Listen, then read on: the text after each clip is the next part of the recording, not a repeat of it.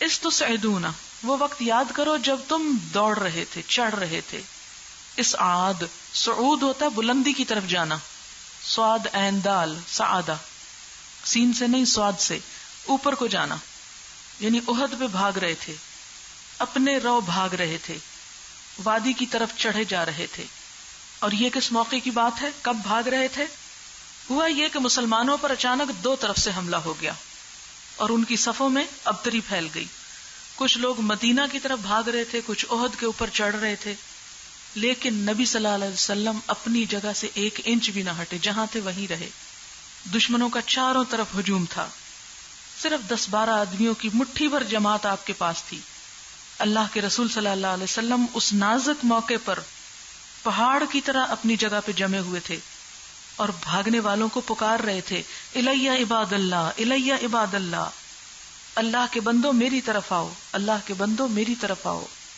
اسی موقع کو یہاں پر بیان کیا گیا، اذ تسعدون، جب تم بھاگ رہے تھے، ولا تلوون علی احد، اور پیچھے مڑ کے کچھ بھی نہ دیکھ رہے تھے، کسی ایک کو بھی نہ دیکھ رہے تھے. والرسول یدعوکم، اور رسول تمہیں پکار رہے تھے، کیسے؟ الیہ عباد اللہ، میری طرف آؤ اللہ کے بندو، فی اخراکم، تمہارے پیچھے سے. لیکن جب تم نے یہ بھاگ دوڑ کی تو کیا ہوا؟ فاصابکم غما بغم، تو اس نے غم پہ غم ڈالا تم پر. ایک واقعہ جو اس موقع کا مجھے ہمیشہ بہت ہی اٹریکٹ کرتا ہے، کیونکہ ایک خاتون کا واقعہ ہے اور ایک خاتون کے لیے زیادہ بہتر مثال ہو سکتی ہے. اس موقع پر جب کہ بڑے بڑے صحابہ کرام بھاگ رہے تھے اور ابتری تھی اور کوئی کدھر کو جا رہا تھا کوئی کدھر کو اور پلٹ کے دیکھ نہیں رہا تھا، تو صرف چند ایک لوگ تھے جو حضور صلی اللہ علیہ وسلم کے آس پاس رہ گئے تھے. اور انہی میں ایک صحابیہ حضرت ام عمارہ بھی تھی، ام عمارہ، جن کا نام نصیبہ تھا، کنیت تھی ام عمارہ. انہوں نے اس جنگ میں مردوں کی طرح ثابت قدمی اور بے باکی سے کام لیا. سعد بن ربیع کی صاحبزادی ام سعد نے اس کارنامے کے متعلق دریافت کیا تو ام عمارہ خود بتاتی ہیں اپنا قصہ کہ میں صبح سویرے ہی مجاہدین کی خدمت کے لیے میدان جنگ میں پہنچ گئی. ابتدا میں مسلمانوں کا پلہ بھاری رہا، لیکن بعد میں جب فتح و نصرت نے ان کا ساتھ چھوڑ دیا تو ان میں افراتفری پھیل گئی. اس وقت میں حضور صلی اللہ علیہ وسلم کے قریب پہنچ کر آپ کی مدافعت میں تیر اور تلوار چلانے لگی. خاتون تھی. یہاں تک کہ دشمن کی ضرب مجھ پر آ پڑی. ام سعد کہتی ہے کہ میں نے ان کے کندھے پر بہت ہی گہرے زخم کا نشان دیکھا اور پوچھا کس نے آپ پر اتنا سخت حملہ کیا تھا؟ انہوں نے جواب دیا ابن قمیعہ نے، خدا اسے غارت کرے. جب مسلمان شکست کھا کر حضور کے پاس سے بھاگ کھڑے ہوئے، یہ وہ یہی موقع اذ تسعدون والی بات، تو یہ چلاتا ہوا آیا، بتاؤ محمد صلی اللہ علیہ وسلم کہاں ہیں؟ اگر وہ اس جنگ میں بچ گیا تو میری نجات نہیں، یہ میری ہلاکت اور موت ہے. یہ سن کر میں اور مصعب بن عمیر اور چند دوسرے ساتھیوں نے جو آپ کے ساتھ جمے ہوئے تھے اس کا سامنا کیا. اس مقابلے میں اس نے مجھ پر یہ وار کیا جس کا تم یہ نشان دیکھ رہی ہو. میں نے بھی تلوار سے کئی ایک حملے اس پر کیے، لیکن دشمن خدا 2 زرہیں پہنے ہوئے تھا. نبی صلی اللہ علیہ وسلم کی مدافعت میں اس خاتون نے جس ہمت اور پامردی کا ثبوت دیا، اس کی گواہی خود نبی صلی اللہ علیہ وسلم کے الفاظ میں یوں آتی ہے، وَمَا الْتَفَتُّ يَمِينًا وَلَا شِمَالًا إِلَّا وَأَنَا أَرَاهَا تُقَاتِلُ دُونِي. دائیں بائیں جس طرف بھی میں نے رخ کیا، ام عمارہ کو اپنی مدافعت میں لڑتے دیکھا. یعنی جب بڑے بڑے صحابہ کرام میدان چھوڑ گئے تھے تو ام عمارہ حضور صلی اللہ علیہ وسلم کے آگے پیچھے دائیں بائیں جدھر سے کوئی وار کرتا وہ سامنے آ جاتی، اپنے آپ کو قربان کر رہی تھی نبی صلی اللہ علیہ وسلم پر. ان کے بیٹے کو ایک شخص نے گھائل کر دیا. جب اس کا ادھر سے گزر ہوا تو رسول اللہ صلی اللہ علیہ وسلم نے کہا، ام عمارہ یہ ہے تمہارے بیٹے کو زخمی کرنے والا. اور یہ اس پر ٹوٹ پڑی اور اتنی زور سے تلوار چلائی کہ وہیں گر پڑا. حضور نے مسکراتے ہوئے فرمایا، ام عمارہ تم نے اپنے بیٹے کا بدلہ خوب لیا.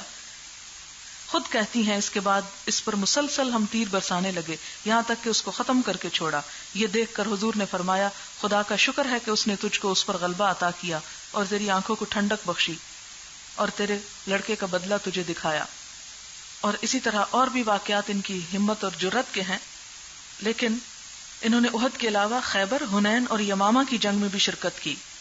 پھر اس کے بعد جب مسلمان شکست کھا گئے اور واپس پلٹے، اگلے دن پھر آپ صلی اللہ علیہ وسلم نے دشمن کا پیچھا کرنے کے لیے مسلمانوں کو پکارا تو جب سب اٹھے تو ام عمارہ بھی تیار ہو گئی، حالانکہ ان کے کندھے پر اتنا شدید زخم تھا کہ جو بعد میں بھرا ہی نہیں. ذرا سوچیں، ہم تو کہتے ہیں آج ہمارے سر میں درد ہے، ہم نہیں جا سکتے، ہم نہیں پڑھ سکتے، ہماری کمر دکھتی ہے، ہم نیچے بیٹھ نہیں سکتے، ہم نہیں جا سکتے. کتنے کم ہمت ہیں ہم لوگ. پھر دین کا یہی حال ہوگا نا جو آج ہو رہا ہے. جہالت اسی طرح ہوگی جو نظر آ رہی ہے. چھوٹی چھوٹی تکلیفیں ہمیں دین کے کام سے روک دیتی ہیں. لیکن وہاں آپ دیکھیں کہ زخموں سے چور پڑی ہیں. ایک عورت ہے نا، وہ بھی زخموں سے چور ہیں. اگلے دن جب سب صحابہ نکلتے ہیں دوبارہ دشمن کے پیچھے کے لیے، ساتھ چل پڑتی ہیں.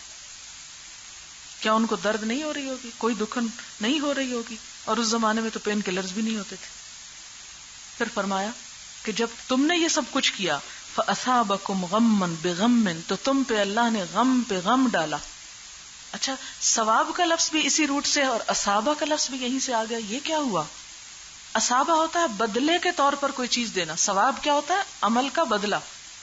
یعنی ثواب صرف نیک تمناؤں سے نہیں ملتا کہ اگر ہم کوئی کام نہ کریں اور کہیں یا اللہ ہمیں ثواب دے، ثواب دے.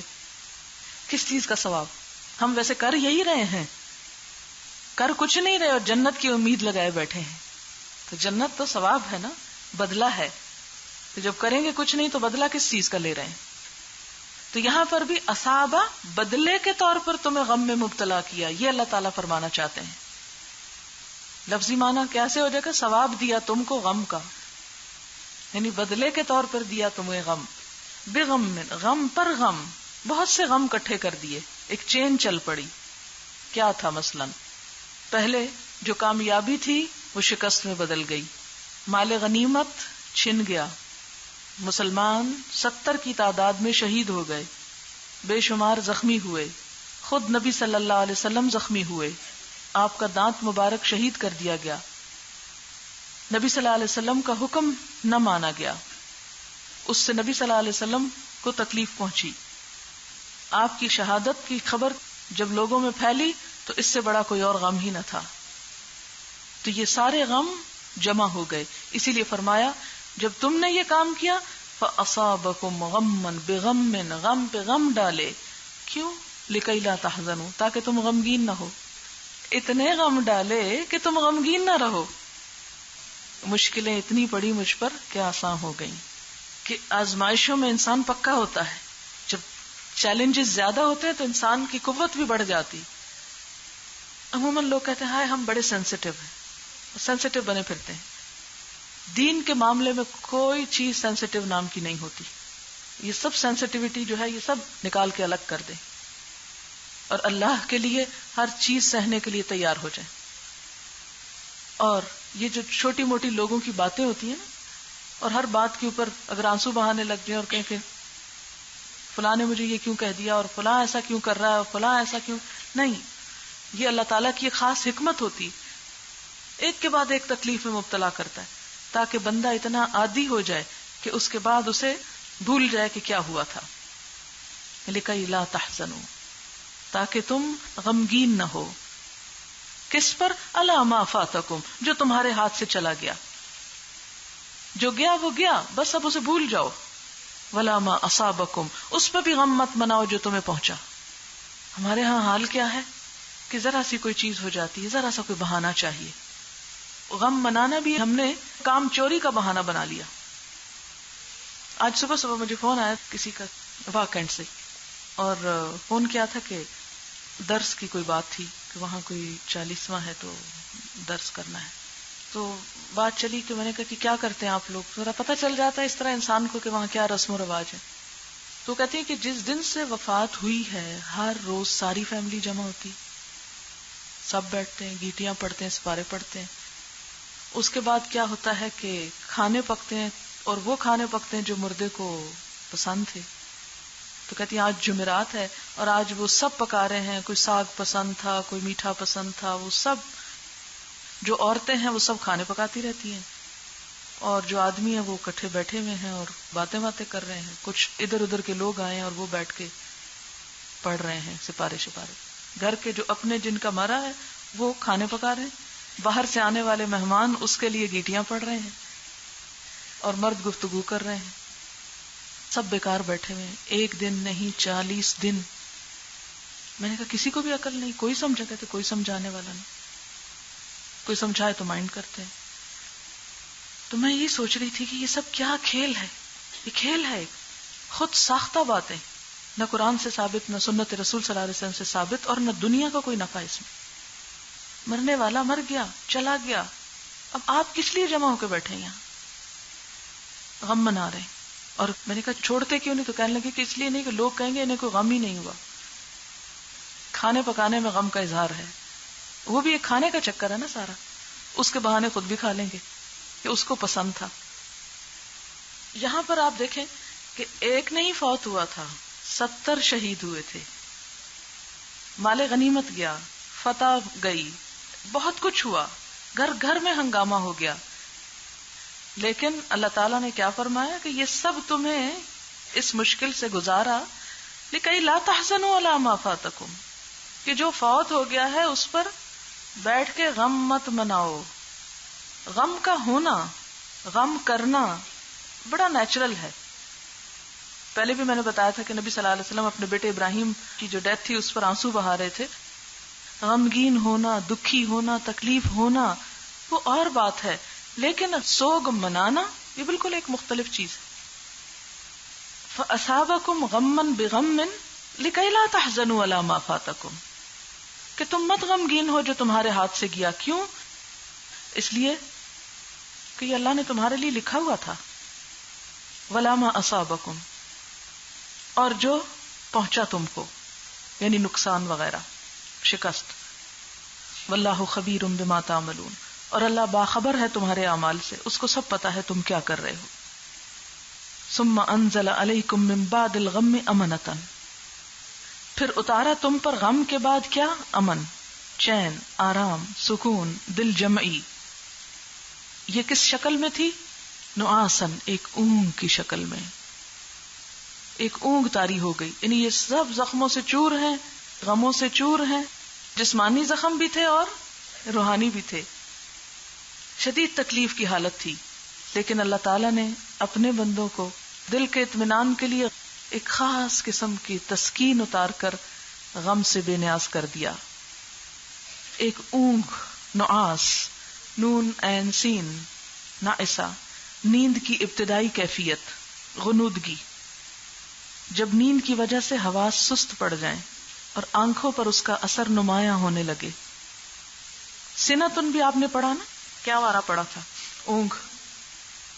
وہ اگلا درجہ ہوتا ہے، دوسرا درجہ، اس میں سر جھک جاتا ہے. یہ پہلے میں صرف ڈھیلا ہوتا ہے انسان، اور سنا میں سر بھی جھک جاتا ہے، اور اس سے آگے پھر گہری نیند آ جاتی ہے. تو نعاسن یعنی ایک اونگ طاری کی، یغشا جس نے ڈھانپ لیا، طائفتم منکم تم میں سے ایک گروہ کو. کس کو؟ اہل ایمان کو، منافقوں کو نہیں. یہ ہے اللہ کی وہ خاص تسکین جو ایمان والوں پر آتی ہے کہ غم کے موقع پر ان کے دل کو وہ قرار دے دیتا ہے. وطائفتن، اور ایک دوسرا گروہ، قد اہمتہم انفسہم، یہ کون سا گروہ تھا؟ منافقین کا. ان کے نفسوں نے ان کو اور فکر مند کر دیا، ان کی پریشانی اور بڑھ گئی. کبھی بھی ایمان کا جائزہ لینا ہو تو شدید غم کے موقع پر آپ دیکھیں کہ غم کے ساتھ تسکین محسوس کر رہے ہیں. اگر ہے تو سمجھیں کہ ایمان باقی ہے، اور اگر صرف اللہ سے شکوہ اور ناراضگی اور ریئیکشن اور نیگیٹو فیلنگز، یظنون باللہ غیر الحق، اللہ کے بارے میں ناحق سوچنا، یہ ہے تو پھر ایمان کی فکر کرے. ظن الجاہلیہ، یہ دوسرا گروہ منافقین کا کیا کر رہا تھا؟ جاہلیت کے گمان کر رہا تھا، اللہ کے بارے میں جاہلانہ خیال کر رہا تھا. یقولون، کیا کہہ رہا تھا؟ حل لنا من الامر من شیء، کیا اس کام کے چلانے میں ہمارا بھی کوئی حصہ ہے؟ کیا کوئی فتح کا اب امکان ہے؟ قل ان الامر کلہ للہ، آپ کہہ دیجئے کہ معاملہ اور کام تو سارا اللہ کے ہاتھ میں ہے. ان کو شکوہ یہ تھا کہ ہم نے یہ مشورہ دیا تھا کہ مدینہ کے اندر جنگ لڑی جائے، اور یہ باہر لڑنے چلے گئے، اور یہ سب مصیبت آ گئی ہم پہ، ہماری نہیں مانی گئی. تو اس وقت کیا کہنے لگے کہ ہمارے تو اس معاملے میں کوئی اختیار ہی نہیں، ہماری تو کوئی بات ہی نہیں سنتا. کہا ان الامر کلہ للہ، یہ اللہ کا فیصلہ تھا. اصل میں وہ تمہیں ایک خاص امتحان سے گزارنا چاہتا تھا. یخفون فی انفسہم ما لا یبدون لک، وہ اپنے دلوں میں وہ باتیں چھپائے ہوئے ہیں جو وہ تم پہ ظاہر ہی نہیں کرتے. یعنی بظاہر تو وہ صرف ایک رونا رو رہے ہیں کہ مدینہ سے باہر کیوں جنگ لڑی، ان کے دلوں میں تو وہ نفرتیں اور بغض ہیں تمہارے خلاف بھی اور اللہ رسول کے خلاف کہ تم اندازہ نہیں کر سکتے. یقولون، وہ کہہ رہے تھے، لو کان لنا من الامر شیء، اگر اس معاملے میں ہمارا بھی کوئی اختیار ہوتا، یعنی ہماری رائے پر عمل ہوتا، ما قتلنا ہا ہونا، تو یہاں ہم قتل نہ ہوتے. یعنی اگر مدینہ کے اندر ہم جنگ لڑتے تو ہم نہ مارے جاتے. قل، کہہ دیجئے، لو کنتم فی بیوتکم، اگر تم اپنے گھروں میں بھی ہوتے، لبرز الذین کتب علیہم القتل الی مضاجعہم، تو نکل پڑتے وہ لوگ جن پہ موت لکھی گئی تھی اپنے ہی مرنے کی جگہوں پہ. یعنی جن کی موت وہاں لکھی ہوئی تھی وہ گھر نہ رہتے، وہ خود وہاں پہنچ جاتے، جنگ کے بغیر بھی مرنے کو پہنچ جاتے. میم ضاد جیم عین، مضجع، سونے کی جگہ. موت بھی نیند کی بہن ہے، لہذا مضاجع کا معنی یہاں سونے کی جگہ نہیں، قتل گاہیں ہیں. اور قتل اور موت ایک ہی معنی میں ہے. اور برازہ کا معنی ہوتا ہے ظاہر ہونا، میدان جنگ میں سب سے نکلنا. آپ دیکھیں کہ جب نماز کے لیے آپ صف بناتے ہیں نا، تھوڑی دیر کے لیے سوچیں تو ایک شخص جو ذرا سب سے آگے ہوتا ہے وہ کیا ہوتا ہے؟ سب میں نمایاں ہوتا ہے، نکل جاتا ہے. تو برازہ کا جب بھی کبھی ترجمہ کرنا ہو تو صف میں سے نکلنا یاد کر لیں. صف میں سے نکلنے کو برازہ کہتے ہیں، ظاہر ہونا. فرمایا کہ وہ اپنے سارے گھر والوں کو چھوڑ کر جن کی موت آئی ہوئی تھی وہ نکل کے وہیں پہنچ جاتے ظاہر ہو کر. وَلِيَبْتَلِيَ اللَّهُ مَا فِي صُدُورِكُمْ، تاکہ اللہ آزما لے جو کچھ تمہارے سینوں میں ہے. یہ اللہ نے کیوں کیا؟ کہ تمہارے دلوں میں جو کچھ ہے وہ تھوڑا سا باہر بھی آ جائے. وَلِيُمَحِّصَ مَا فِي قُلُوبِكُمْ، اور خالص کر دے یا صاف کر دے جو تمہارے دلوں میں ہے. یعنی تمہارے دلوں کو آمیزشوں اور کدورتوں سے پاک کر دے، یا وسوسوں سے پاک کر دے، یا تمہارے ایمان کو آزما دیکھے. واللہ علیم بذات الصدور، اور اللہ سینوں کے بھید جانتا ہے، دلوں کی حال جانتا ہے. تو یہ پورا نقشہ ہے ایک جنگ کے بعد کی کیفیت کا کہ مخلص اہل ایمان کو اللہ نے شکست میں بھی بڑا اطمینان دے دیا، اور ان سے غم اور دکھ وہ سب جاتا رہا. اب دیکھیں کہ یہ کیفیت ہم سب کی ہونی چاہیے، اور یہ مطلوب ہے. جب زندگی میں کوئی غم آئے، دکھ آئے، کوئی چیز کھو جائے، کوئی ٹوٹ جائے، کوئی چھوٹ جائے، کچھ ہو جائے، تو یہ نہیں کہ دکھ آئے نہ، دکھ آئے گا، لیکن اس پر اطمینان ہو جائے کہ یہ اللہ کا فیصلہ تھا. قدر اللہ ما شاء، جو اللہ نے چاہا فیصلہ کر دیا. رضیت باللہ ربا، اور میں اس کے رب ہونے پہ راضی نہیں. تقدیر پر راضی ہو جانا یہ ایک مومن کی شان ہوتی ہے. ایک امریکی ماہر عمرانیات ہے ڈینیسن، DENISON، اس کی ایک کتاب ہے emotion as the basis of civilisation. اس میں ایک جگہ وہ لکھتا ہے کہ مسلمانوں کے اس عقیدہ تقدیر یا ہر امر تکوینی کو خدا کے سپرد کر دینے کی عادت نے، نیز عقیدہ شہادت نے مسلمانوں میں معرکہ جنگ کے اندر بڑی ہی قوت اور استقامت پیدا کر دی تھی. کہ مسلمان جنگ میں ڈٹے رہتے تھے، اور اس کی بنیاد کیا تھی؟ تقدیر پر ایمان، کہ اگر ہم نے مرنا ہے تو مر جائیں گے، اور اگر زندگی لکھی ہے تو ہمیں کوئی مار نہیں سکتا.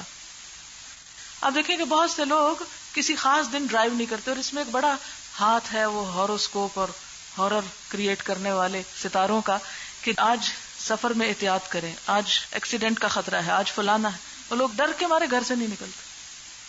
یا اس طرح کے توہمات، سپرسٹیشنز پہ بلیو کرنا ہے، کالی بلی رستہ کاٹ گئی تو واپس آ جائے، کوا بول پڑا یا رگ پھڑک پڑی، معلوم نہیں کیا کچھ.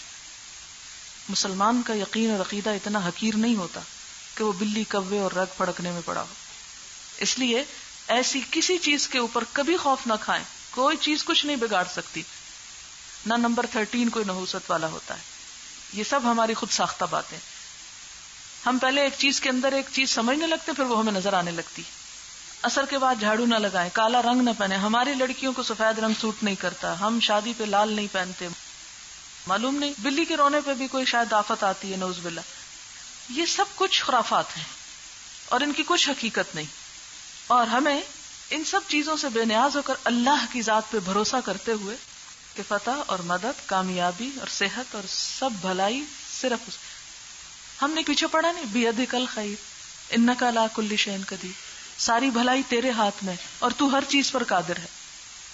اب دیکھیں یہ فرق ہے مومن اور منافق کا. دو کردار سامنے لا کے رکھ دیے گئے. مومن غم کی حالت میں تسکین میں تھے، منافق پریشانیوں اور گھبراہٹوں کا شکار تھے اور اللہ کے بارے میں طرح طرح کے ناحق خیال کر رہے تھے، جاہلیت والی باتیں کر رہے تھے، اور پھر کبھی کاش یہ ہو جاتا تو وہ نہ ہوتا، وہ ہوتا تو یہ نہ ہوتا، اس قسم کی باتیں. فرمایا کہ اللہ تعالیٰ نے اس آزمائش میں اس لیے مبتلا کیا تاکہ جو عام مسلمان ہیں تو مسلمان لیکن کوئی کمزوری ہے تو وہ کمزوری بھی ان کی دور ہو جائے، ان کے دل صاف ہو جائیں، انہیں ایسے کیا جائے کہ ان پہ غم پھر اثر انداز نہ ہو. کوئی غم انسان کے عمل کی صلاحیت نہ چھینے. ایک خاتون تھی، ان کے شاید ایک یا زیادہ بیٹے شہید ہوئے، تو وہ نقاب اوڑے ہوئے مجلس میں آئیں تو لوگوں نے کہا کہ اتنا بڑا غم اور حادثہ تم پہ گزرا اور اب بھی تم اپنے لباس میں ہو. اس نے کہا بیٹے گنوائے ہیں، حیا تو نہیں گنوائی. ہمارا حال کیا ہوتا ہے کہ کوئی صدمہ ہو کچھ نماز چھوڑ دیتے ہیں، دعا نہیں مانگنی ہم نے، اور جو نیکی کا کچھ ٹوٹا پھوٹا کام ہوتا ہے وہ بھی چھوڑ کے بیٹھ جاتے ہیں. یہ کسی مومن کی شان نہیں ہوتی. اسی لیے فرمایا وَلِيُمَحِّصَ مَا فِي قُلُوبِكُمْ، یہ جو تمہارے دلوں میں اس قسم کی خرافات ہیں، ایسی چیزیں ان کو صاف کر دیا جائے. غازی علم دین شہید پھانسی پہ لٹکایا گیا تو اس وقت اس کے چہرے میں اور آنکھوں میں چمک اور پورا اطمینان تھا. بہت سی مثالیں آپ کو ملیں گی، عملی مثالیں. اور یہی اصل ایمان ہے کہ مشکل وقت میں انسان ہاتھ پاؤں نہ چھوڑ بیٹھے، ہوش و حواس گم نہ کرے. کچھ چیز تو طبیعت پر بھی ہوتا ہے، بعض لوگ بہت نرم طبیعت کے ہوتے ہیں، چھوٹی چھوٹی چیزیں، کوئی جانور ذبح ہوتے نہیں دیکھ سکتے، کوئی ٹڈی نہیں دیکھ سکتے، کوئی کاکروچ سے ڈر جاتے ہیں، کوئی اس طرح کی. یہ تو بڑی نیچرل، یہ طبعی خوف ہوتے ہیں، یہ طبعی خوف. اور ایک کیا چیز ہے کہ انسان کا کسی غم اور تکلیف کے موقع پر اللہ کے بارے میں ناحق سوچنا اور اللہ پر ایمان یا اعتماد کا اٹھ جانا، اصل میں یہاں پر اس سے روکا جا رہا ہے. پھر فرمایا ان الذین تولوا منکم یوم التقى الجمعان، تم میں سے جو لوگ مقابلے کے دن پیٹ پھیر گئے تھے. یہ کن کی بات ہو رہی ہے؟ کون پھیر گئے تھے پیٹ؟ منافقین. ان کی اس خرابی کا سبب کیا تھا، وجہ کیا تھی، کیوں بہکے تھے؟ انما استزلهم الشیطان، ان کو شیطان نے بہکایا تھا. وہ جو عبداللہ بن ابی کی قیادت میں 300 لوگ منہ پھیر گئے تھے، انہیں شیطان نے بہکایا تھا. کیوں؟ ببعض ما کسبوا، ان کے بعض گناہوں کی وجہ سے. بڑا ڈر لگتا ہے اس آیت کو پڑھ کے. اس سے پتہ یہ چلتا ہے کہ ایک گناہ دوسرے گناہ کا دروازہ کھول دیتا ہے، چین چل پڑتی، اور نیکی نیکی کا دروازہ کھولتی. آپ دیکھیں کہ جب آپ نماز پڑھ چکتے پھر آپ کو دعا کو دل چاہتا ہے مثلا اس کے بعد کوئی اور اچھا کام کرنے کو. یہ نہیں ہوگا کہ نماز پڑھ کے آپ جھوٹ بول رہے ہیں یا کسی کی پٹائی شروع کرتے ہیں یا کوئی اور اس طرح نہیں. آپ ایک اچھا کام کرتے ہیں تو اس سے جو تسکین آپ کو ہوتی ہے اس سے آپ ایک اور اچھائی کرنا چاہتے ہیں، اور اچھائی اور بڑھتے جاتے ہیں. یہ بالکل ایسے ہی کہ جب آپ چلتے نہیں تو آپ کو چلنا بڑا مشکل لگتا ہے، لیکن جب آپ چل پڑتے ہیں تو کیا ہوتا ہے، پھر آپ میلوں میں چلتے چلے جاتے ہیں. تو بالکل اسی طرح یہاں پر یہ بتایا گیا کہ جو منافق پیچھے رہ گئے تھے، منہ موڑ گئے تھے، اس کی وجہ یہ تھی کہ شیطان نے ان کے کچھ گناہوں کی وجہ سے انہیں بہکا لیا تھا. اچھا، اب کچھ ایسے لوگ بھی تھے کہ جو گھبراہٹ کا شکار ہوئے تھے. وہ کون تھے؟ بنو حارثہ اور بنو سلمہ. لیکن ان کو کیا ہوا؟ فوراً اللہ تعالیٰ نے روک لیا. اچھا، پھر ایسا بھی ہوا کہ بعد میں کچھ منافق مسلمان بھی ہوئے تو ان سے اللہ تعالیٰ نے کیا کیا؟ وَلَقَدْ عَفَا اللَّهُ عَنْهُمْ، ان سے درگزر کیا. اچھا، یہاں ایک درگزر کا اور معنی بھی ہے، اور وہ کیا ہے کہ اللہ نے انہیں پکڑ کے سزا نہیں دی کہ تم نے میدان جنگ کیوں چھوڑا، بلکہ کیا ہوا؟